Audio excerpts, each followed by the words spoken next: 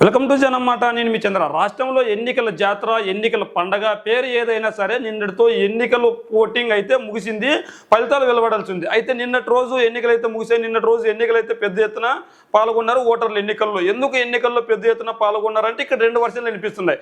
వైఎస్ఆర్సీపీ వాళ్ళు ఏం చెప్తున్నారంటే మేము అందించిన సంక్షేమం, మేము అందించిన అభివృద్ధి, మేము చేసిన పరిపాలన బాగుంది కాబట్టి ఓటర్లు మాకు ఓటేయడానికి పెద్ద ఎత్తున పోలింగ్ బూత్లకు వచ్చి మాకు ఓటేశారని వైసీపీ వాళ్ళు చెప్తున్నారు.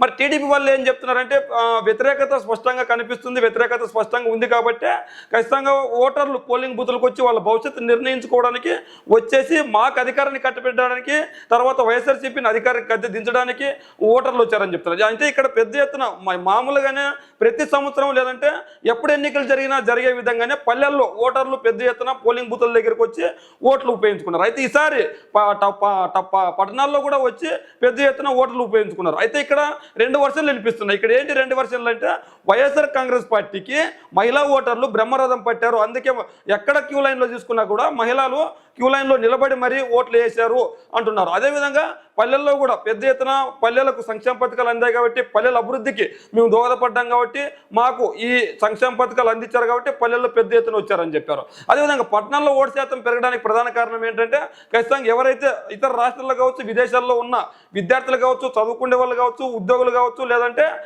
బిజినెస్ చేసే వాళ్ళు కావచ్చు, వీళ్ళందరూ పెద్ద ఎత్తున రాష్ట్రానికి తరలి వచ్చి ఎన్నికల్లో పాల్గొన్నారు. ఇదంతా ప్రజా వ్యతిరేకత, వైసీపీకి వ్యతిరేకంగా టీడీపీకి అనుకూలంగా ఓట్లు పడి ఉంటాయి, ఖచ్చితంగా మేమే గెలవబోతున్నాం టీడీపీ వాళ్ళు చెప్తున్నారు. అయితే ఎవరి వర్షన వాళ్ళు చెప్తున్నారు. మొదటిగా మనం చూసుకున్నట్లయితే పోలింగ్ శాతం చూసుకున్నట్లయితే ఇక్కడ పోలింగ్ శాతం వచ్చి అల్లూరు సీతారామరాజు జిల్లాలో 63% పోలింగ్, అనకాపల్లిలో 81% పోలింగు, అనంతపురం 79%, అన్నమయ్యలో 76%, బాపట్ల 82%, చిత్తూరు 82%, కోనసీమ 83%, తూర్పుగోదావరి జిల్లా 79%, ఏలూరు 83%, గుంటూరు 70%, కాకినాడ 76%, కృష్ణా జిల్లా 82%, కర్నూలు జిల్లా 75%, నంద్యాల 80%, ఎన్టీఆర్ జిల్లా 78%, పల్నాడు 78%, పార్వతీపురం మన్యం 75%, ప్రకాశం జిల్లా 82%, నెల్లూరు 78%, శ్రీ సత్యసాయి జిల్లా 82%, శ్రీకాకుళం 75%, తిరుపతి 76%, విశాఖపట్నం 65%, విజయనగరం 79%, పశ్చిమ గోదావరి జిల్లా 81%, కడప 78% నమోదైంది. అంటే ఓవరాల్గా చూసుకున్నట్లయితే దాదాపు ఇంచుమించు 2019 ఎన్నికల పోలింగ్ వచ్చి 79% నమోదైతే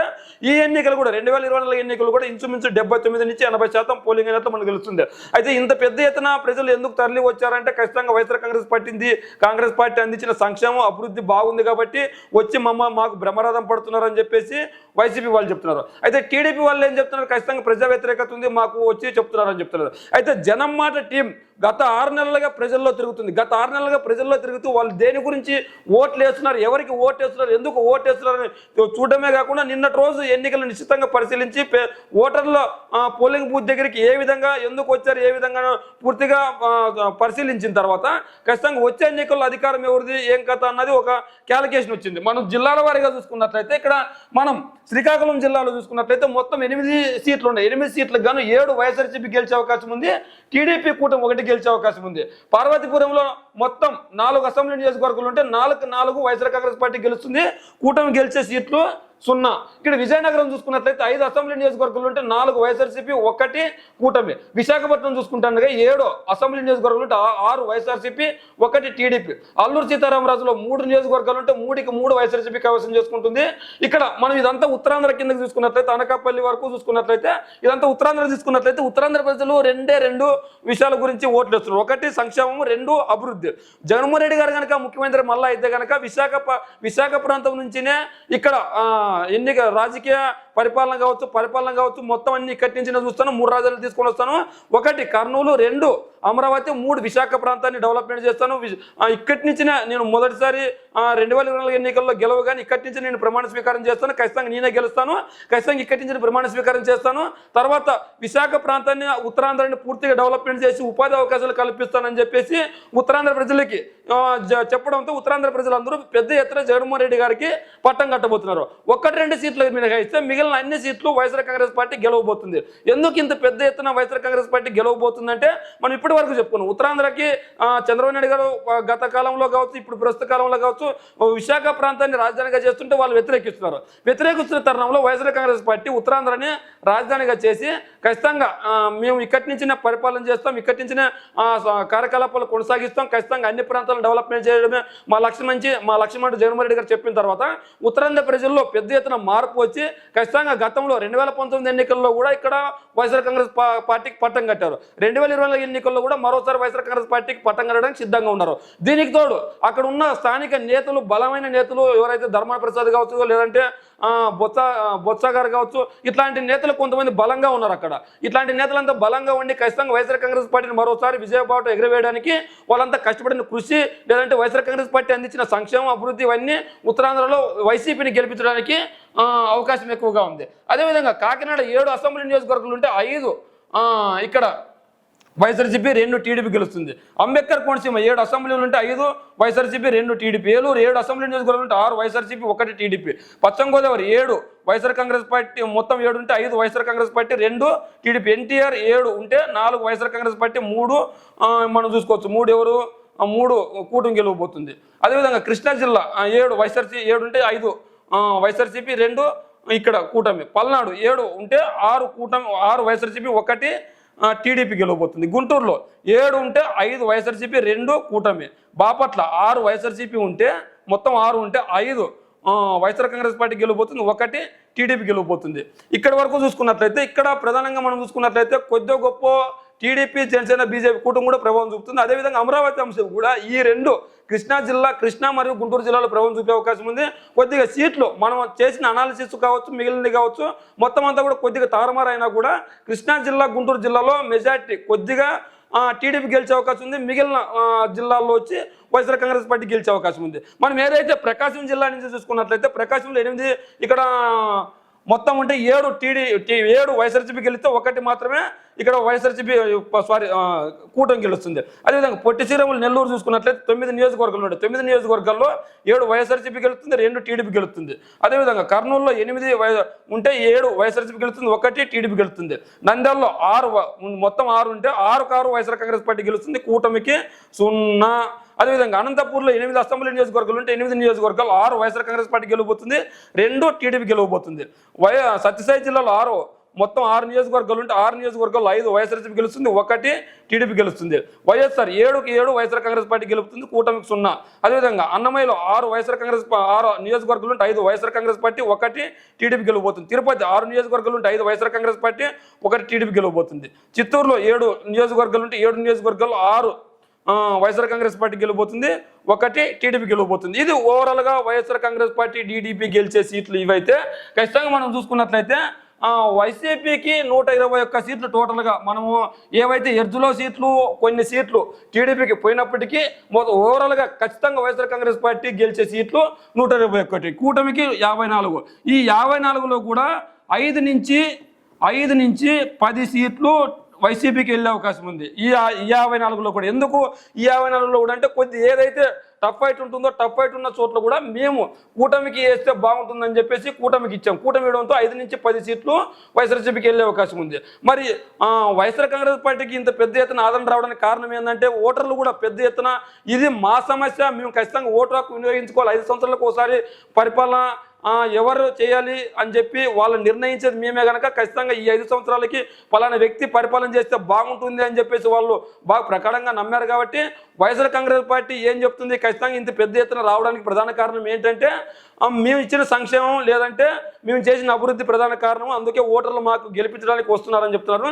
మరి టీడీపీ ఏం చెప్తుందంటే వైసీపీ చేసిన అరాచక పాలనని గద్దెదించడానికి, వైఎస్ఆర్ కాంగ్రెస్ పార్టీని గద్దెదించి చంద్రబాబు నాయుడు గారిని ముఖ్యమంత్రిని చేయడానికి పెద్ద ఎత్తున ఓటర్లు వచ్చారని చెప్పేసి టీడీపీ చెప్తుంది. మరి ఎవరేం చెప్పినప్పటికీ ఇక్కడ ఇద్దరిని చూసుకోవచ్చు. పల్లెల్లో ఓటింగ్ శాతం భారీగా నమోదైంది.